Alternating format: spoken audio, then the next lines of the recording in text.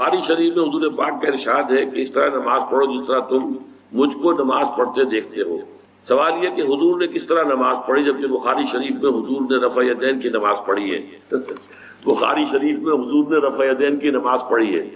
دیکھیے حضور نے مختلف طریقوں اختیار کیے مختلف اوقات میں۔ اب صحابہ کا طرز عمل یہ ہوتا تھا کہ مثلاً ایک روایت آتی ہے کہ ایک صحابی حضور سے ملنے آئے تو بدوی تھے، دیہات کے آدمی تھے۔ انہوں نے حضور کو دیکھا کہ آپ کا گریبان کھلا ہوا تھا، آپ نے بٹن لگائے ہوئے نہیں تھے۔ پھر انہوں نے ساری عمر اپنے گریبان کے بٹن نہیں لگائے کہ میں نے محمد کو اس طرح دیکھا ہے صلی اللہ علیہ وسلم۔ اب یہ ان کا جذبہ ہے، ان کی نیکی ہے، اتباع کا جذبہ ہے۔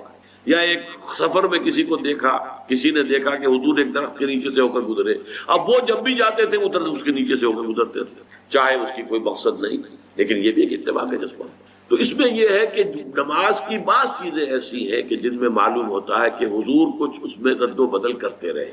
کبھی آپ نے ہاتھ بالکل کھلے چھوڑ کر بھی نماز پڑھی ہے، کبھی آپ نے ہاتھ نیچے باندھے ہیں، کبھی اوپر باندھے ہیں۔ اسی طریقے سے رفع یدین کبھی ایسا بھی ہوا ہے کہ آپ نے وہ کی ہے جیسے کہ اہل حدیث حضرات کرتے ہیں، اور جیسے کہ یہ شیعہ کرتے ہیں وہ اس سے بھی زیادہ کرتے ہیں رفع یدین۔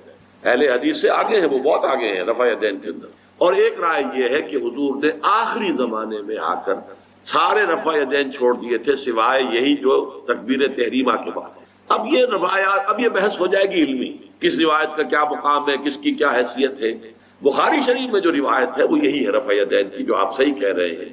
لیکن یہ کہ بخاری شریف واحد کتاب تو نہیں ہے حدیث کی، مصنف عبد الرزاق ایک کتاب ہے، اور اسی طریقے سے اور اس میں یہ کہ امام مالک کے پیروکار، حالانکہ امام مالک مدینے کے دارالہجرہ کے امام ہیں، وہ رفع یدین نہیں کرتے۔ امام شافعی کے کرتے ہیں، امام مالک کے نہیں کرتے، امام ابو حنیفہ کے نہیں کرتے۔ تو ان چیزوں میں بہت زیادہ پریشان ہونے کی ضرورت نہیں ہے۔ اصل جو معجزہ ہے حضور کا اور اسلام کا وہ یہ ہے کہ 1400 برس گزر گئے لیکن نماز کے ضمن میں اتنا اختلاف نہیں ہے کہ تمام مسلمان باجماعت نماز نہ پڑھ سکیں۔ دیکھیے رفع یدین کرنے میں جماعت ٹوٹی نہیں، آپ نے کیا یا نہیں کیا، جماعت کی فارمیشن برقرار رہی۔ فرض کیجئے کوئی شخص یہ سمجھتا کہ پہلے سجدہ ہے پھر رکوع ہے، تو اب یہ دو آدمی ساتھ نماز نہیں پڑھ سکتے، جن میں سے ایک کے نزدیک پہلے رکوع ہے پھر سجدہ ہے، دوسرا یہ سمجھتا ہے کہ نہیں پہلے سجدہ ہے پھر رکوع ہے، نہیں ہو سکتی، ان کی جماعت اب جمع نہیں ہو سکتی۔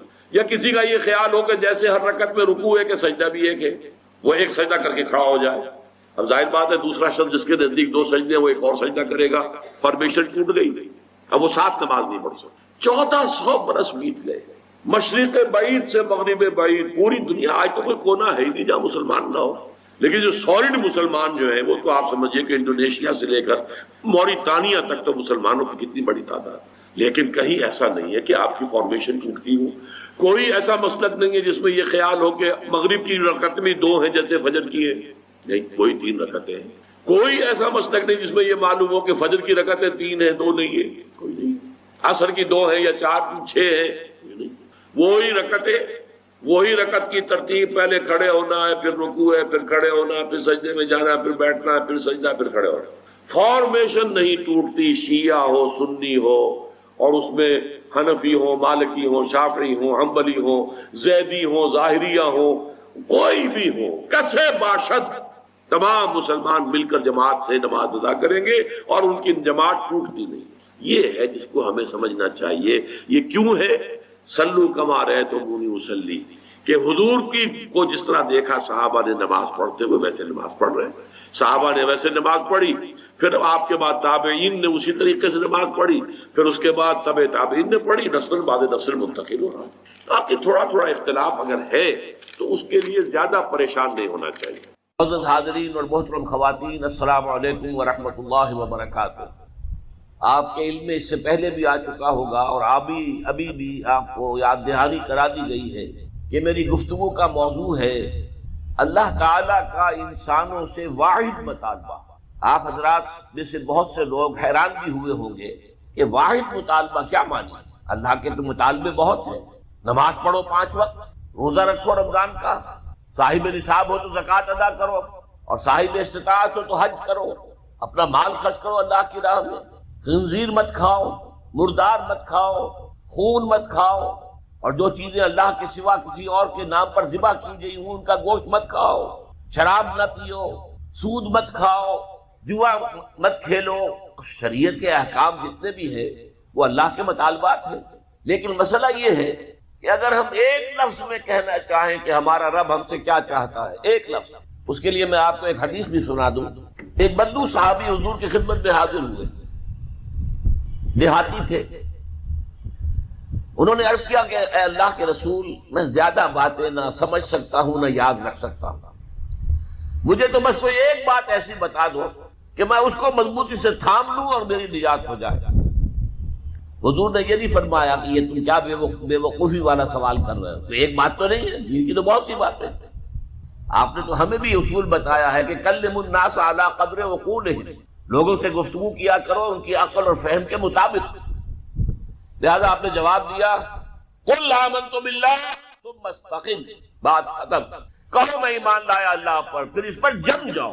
اب یہ کہنا تو آسان ہے میں اللہ پر ایمان لایا، لیکن جم جانا، ثم استقم، اس استقامت میں قیامت مضمر ہے۔ اسی طرح ایک لفظ میں اگر آپ اللہ تعالیٰ کے تمام احکام کو جمع کرنا چاہیں تو وہ لفظ عبادت ہے۔ ابھی میں نے سب سے پہلے آپ کو سورہ نوح کی ابتدائی آیت سنائی، اللہ فرماتا ہے انا ارسلنا نوحا الی قومہ، ہم نے بھیجا تھا نوح کو اس کی قوم کی طرف، ان انذر قومک من قبل ان یاتیہم عذاب الیم، کہ اپنی قوم کو خبردار کر دو اس سے پہلے کہ دردناک عذاب آ جائے۔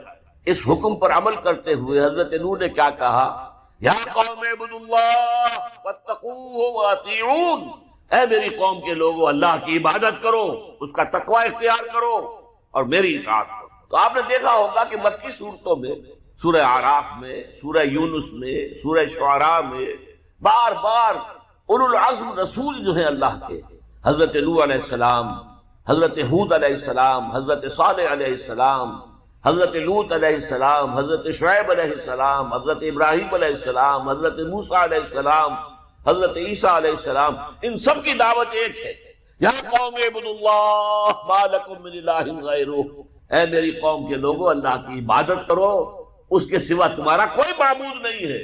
کہیں الفاظ آتے ہیں یا قوم اعبدوا اللہ واطیعون، اے میری قوم کے لوگوں اللہ کی عبادت کرو اور میری اطاعت کرو۔ تو ایک لفظ اگر ہے تو عبادت، اسی لیے میں نے آپ کو تیسری آیت سنائی سورہ زاریات کی، وما خلقت الجن والانس الا لیعبدون، میں نے جنوں اور انسانوں کو نہیں پیدا کیا مگر صرف اس لیے کہ میری عبادت کرے۔ گویا کہ غرض تخلیق آدم، انسانوں کی تخلیق کا مقصد یہ ہے کہ وہ اللہ کی عبادت کرے، کس قدر اہم لفظ ہے۔ اسی کے لیے اس کی ترجمانی کرتے ہوئے کہا تھا شیخ سعدی رحمۃ اللہ علیہ نے، زندگی آمد برائے بندگی، زندگی بے بندگی شرمندگی۔ یہ میں آپ کو بتاؤں گا کہ عبادت کا سب سے بڑا حصہ جو ہے بندگی ہے، غلامی ہے، اطاعت ہے۔ تو انسان کا مقصد تخلیق عبادت ہے۔ البتہ اس میں جو بات سمجھنے کی ہے وہ یہ ہے، عبادت ہمہ تن، ہمہ وقت، ہمہ وجوہ درکار ہے۔ اللہ کی بندگی، اللہ کی غلامی، اللہ کی عبادت، اس کا تقاضا کیا ہے؟ ہر وقت، ہر آن، ہر لحظہ، ہر معاملے میں اللہ کا حکم مانا۔ اس لیے کہ عبد کہتے تھے غلام کو، آج کل غلامی کا وہ تصور دنیا میں کہیں نہیں ہے۔ غلام اپنے آقا کی ملکیت ہوتا تھا، غلام کو جب چاہے آقا قتل کر دیتا تھا، اس پر کوئی مقدمہ نہیں تھا، نہ 302 کا، نہ 303 کا، نہ 304 کا، کوئی مقدمہ نہیں۔ بالکل ایسے جیسے آپ کی بکری ہو، آپ اس کو ذبح کریں، گوشت کھائیں، بانٹیں اپنے دوستوں میں، تو کوئی آپ سے پوچھ سکتا ہے بکری کیوں ذبح کی؟ اسی طرح آقا جو ہے اپنے غلام کو اگر ذبح کرتا تھا تو کوئی اس سے نہیں پوچھتا تھا تم نے کیوں کیا، اس لیے کہ میرا غلام ہے، میرا غلام تھا، میں نے اس کو ذبح کر دیا۔ اچھا، آج ہمارے ذہن میں سب سے بڑا نقشہ آتا ہے ملازم کا۔ یہ ملازم جو ہے، جس نے ملازم رکھا ہے، امپلائر اور امپلائی ریلیشن شپ کیا ہے، زیادہ سے زیادہ وہی ہمارے سامنے آتا ہے۔ لیکن اس میں آپ نوٹ کریں گے کہ ملازم ہمہ وقت نہیں ہوتا، اس کی ملازمت کا وقت مقرر ہے۔ پہرہ دار ہے، 12 گھنٹے پہرہ دے گا رات کو، اس کے بعد جا کے سوئے گا۔ اگر وہ کھانا پکانے والا ہے، کھانا پکائے گا، کوئی اور کام آپ نہیں کہہ سکتے۔ آپ کہیں جا کے میرا ٹائلٹ صاف کراؤ، وہ صاف کر دے گا، جناب میں آپ کا خانسامہ ہوں، میں آپ کا کھانا پکانے کے لیے ملازم ہوا ہوں، ٹائلٹ صاف کرنے کے لیے تو نہیں ہوا۔ یہ ملازم جو ہے یہ ہمہ وقت نہیں ہے، یہ ہمہ جہت نہیں ہے، ہمہ تن نہیں ہے۔ لیکن غلام جو ہوتا تھا، غلام کسی وقت بھی کار نہیں کر سکتا، رات کو 12-1 بجے آقا حکم دے وہ اس کو پورا کرنا ہوگا، جو حکم دے پورا کرنا ہوگا۔ لہذا اس غلامی کا تصور کیجئے، عبد سے بنا عبادت، جیسے بندہ، فارسی میں اب کا لفظ کیا ہے؟ بندہ، بندہ و آقا، تمیز بندہ و آقا فساد آدمیت ہے، لیکن وہ بندہ جو ہے جس سے بندگی بنا ہے، تو میں نے ابھی آپ کو شعر سنا دیا، زندگی آمد برائے بندگی، زندگی بے بندگی شرمندگی، تمہیں تو پیدا ہی کیا گیا اس لیے کہ ہماری عبادت کرو، تمہارا مقصد تخلیق یہ ہے کہ ہماری عبادت کرو، تو یہ عبادت ہے ہمہ تن، ہمہ وقت، ہمہ وجوہ، اللہ کی اطاعت، اللہ کی غلامی، اللہ کی بندگی۔ بدقسمتی سے ہمارے ہاں تصور، ہمارا جب زوال شروع ہوا ہے تو یہ کوئی 2-4 صدی کی بات نہیں ہے، 1000 سال سے ہمارا زوال زوال زوال زوال زوال چلا آ رہا۔ اس زوال میں ہمارے مفہوم بدل گئے ہیں، ہمارے معنی بدل گئے، الفاظ کے اصطلاحات کا مفہوم تبدیل ہو گیا ہے۔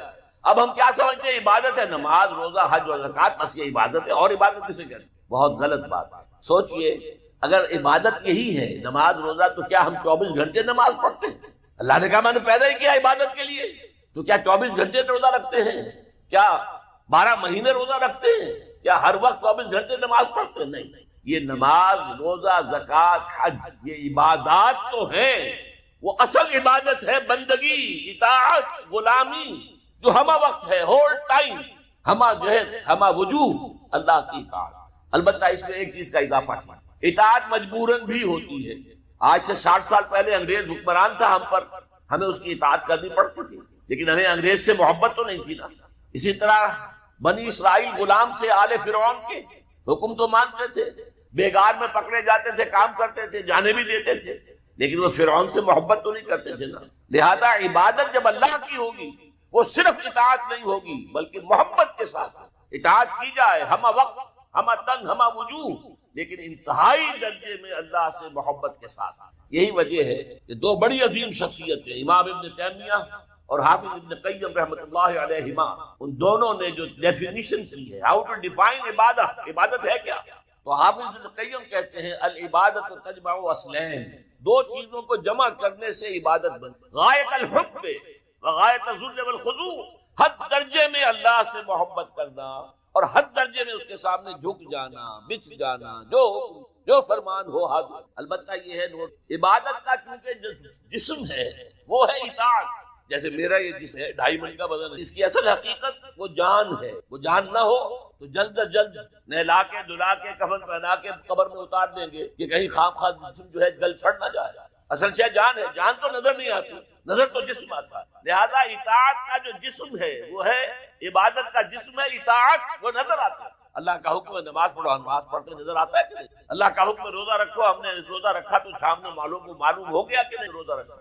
اللہ کا حکم ہے زکوٰۃ دو، تو ہم زکوٰۃ دیتے ہیں تو لوگوں کو پتہ چلتا ہے کہ ہم نے زکوٰۃ دی۔ اللہ کا حکم ہے کہ اگر صاحب استطاعت ہو تو حج کرو، تو جب ہم حج کرتے ہیں لوگوں کو نظر آتا ہے کہ ہم حج کرو، لیکن یہ عبادت کب بنے جبکہ اس میں حد درجے کی محبت شامل ہو۔ الا لا ایمان لمن لا محبت له، الا لا ایمان لمن لا محبت له، الا لا ایمان لمن لا محبت له۔ یہ محبت نہیں ہے، اس کا کوئی ایمان نہیں۔ محبت اللہ کی نمبر 1 اور محبت اس کے رسول کی نمبر 2۔ محبتیں ہوں تو ایمان ہے، ورنہ قرآن میں فرمایا گیا والذین آمنوا اشد حبا للہ، اشد حبا للہ۔ اشد کا لفظ آپ جانتے ہیں شدید ترین، جو واقعی صاحب ایمان ہے وہ شدید ترین محبت کرتے ہیں اللہ کے ساتھ، اور رسول نے اپنے بارے میں فرما دیا بہت خوب، لا یؤمن احدکم حتی اکون احب الیہ من والدہ وولدہ والناس اجمعین، تم میں سے کوئی شخص مومن نہیں ہو سکتا جب تک کہ میں اسے اس کے باپ سے، اس کے بیٹے سے اور تمام انسانوں سے زیادہ محبوب نہ ہو جاؤں۔ یہ محبت نظر تو نہیں آتی، نظر آئے گی اطاعت، کہ آپ نے اللہ کا حکم مانا، رسول کا حکم مانا، لیکن یہ اطاعت عبادت تب بنے گی جبکہ اللہ کی محبت کے جذبشار ہو کر اللہ کی اطاعت کی۔ چنانچہ قرآن میں اس کی بڑی عمدہ مثال ہے، جب حضرت موسیٰ علیہ السلام پہلی مرتبہ فرعون کے دربار میں، تو فرعون نے مذاق اڑایا کہ یہ آیا ہے یہ موسیٰ اور یہ ہارون اس کا بھائی، اور یہ ہم پر حکم چلانا چاہتے ہیں، وَقَوْمُهُمَا لَنَا عَابِدُونَ، حالانکہ ان کی قوم تو ہماری عابد قوم ہے، غلام قوم۔ اب یہاں عبادت کی کیا معنی ہے؟ بنی اسرائیل اس سے نہیں، وہ بادشاہ کی پرستش نہیں کرتے تھے لیکن بادشاہ کی اطاعت کرنے پر مجبور تھے، اطاعت کرتے تھے۔ اس کو اس نے کہا وَقَوْمُهُمَا لَنَا عَابِدُونَ، ان کی قوم جو ہے وہ تو ہماری عابد ہے، عبادت گزار ہے، ہماری غلام ہے، ہماری اطاعت شعار ہے، ان کو کیا حق پہنچتا ہے ہماری بلی ہمیں کو میں آؤں۔ اچھا کوئی کہہ دے کہ فرعون کا لفظ ہے، آپ اسے طور پر لے آئے، اللہ کا لفظ تو نہیں ہے۔ ایک دوسری ملاقات میں حضرت موسیٰ علیہ السلام نے جب دعوت پہ تو فرعون نے طنز علم نربک فینا ولیدا، اے فرعون، اے موسیٰ تم وہی نہیں ہو جسے ہم نے اپنے گھر میں پالا پوسا تھا۔ اللہ تعالیٰ کے حکم سے حضرت موسیٰ کو تو ایک صندوق میں بند کر کے دریائے نیل میں ڈال دیا تھا ان کی والدہ نے۔ وہ محل کے پاس سے گزر رہا تھا کہ وہاں کچھ عورتیں دریا پر آئی ہوئی تھی نہانے وغیرہ کے، انہوں نے وہ تابوت جو تھا اس کو پکڑ لیا اور اتنے خوبصورت، یہ فوراً سمجھ میں آ گیا تھا یہ کوئی اسرائیلی ہے، اور اسرائیلی بچوں کے بارے میں حکم تھا کہ فوراً قتل کر دو اگر لڑکا ہو، لڑکی ہو تو۔ لیکن یہاں حضرت آسیہ تھی، فرعون مسلمان بنی اسرائیل نے کہا فرعون لا تخلو، مت کر، قرۃ عین لی ولک، دیکھو ہمارے ہاں اولاد نہیں تو میرے اور تمہارے لیے آنکھوں کی ٹھنڈک بن جائے گا، دیکھو کتنا خوب۔ لہذا اللہ تعالیٰ نے ایک جگہ سورہ طٰہٰ میں احسان حضرت موسیٰ پر وَأَلْقَيْتُ عَلَيْكَ مَحَبَّةً مِّنِّي، میں نے اے موسیٰ تم پر اپنی محبت کا پرتو ڈال دیا تھا، ایسی محبت خدا بندی، ایسا اس کا جذبہ ابھرا لوگوں کے اندر۔ موسیٰ کو محل میں پلے ہیں تو اس کے بعد فرعون کی اس وقت تک اولاد نہیں تھی، بعد میں اولاد ہو گئی، لیکن وہ جو بعد میں اولاد ہونے والا جو ہے پیدا ہونے والا شہزادہ، وہ حضرت موسیٰ کو اپنا بڑا بھائی سمجھتا۔ تو حضرت موسیٰ کو جب تانا دیا الم نربک فینا ولیدا، اے موسیٰ تم وہی نہیں ہو جس سے ہم نے بچپن میں پالا پوسا تھا، ہمارے ٹکڑوں پر پلے اور آج ہمارے منہ کو آ رہے ہو۔ اس کا جواب کیا دیا؟ تلک نعمت تمنها علی ان عبدت بنی اسرائیل، بڑا احسان کیا تم کہ مجھے اپنے گھر میں پال دیا اور میری ساری قوم کو غلام بنا رکھا ہے۔ ان عبدت بنی اسرائیل، یہاں بھی لفظ عبادت، تو لفظ عبادت کا پہلا اطلاق اطاعت پر ہے، البتہ اس کی روح جو ہے وہ محبت ہے، روح نظر نہیں آئے گی، جسم نظر آئے گا، لہذا عبادت کا جسم اطاعت، اللہ کی اطاعت ہمہ تن ہمہ وقت ہمہ وجوہ، اور اللہ کی اطاعت کا راستہ اللہ کے رسول کی اطاعت۔ بمصطفیٰ برساں خیش را کے دی ہماؤں، اگر بہو نہ رسیدی تمام بول حبیث، اپنے آپ کو مصطفیٰ صلی اللہ علیہ وسلم کے قدموں میں پہنچا دو، اگر وہاں تک نہیں جاؤ گے تو یہ سب بولہبی ہے، پھر باقی ساری باتیں جو ہے اس کا اسلام سے کوئی تعلق۔ اور حضور کی حدیث میں آپ کو سنا دوں، لا یؤمن احدکم حتی اکون احب الیہ من والدہ وولدہ والناس اجمعین، تم میں سے کوئی شخص مومن ہو ہی نہیں سکتا جب تک کہ میں اسے تمام انسانوں سے، یہاں تک کہ اپنے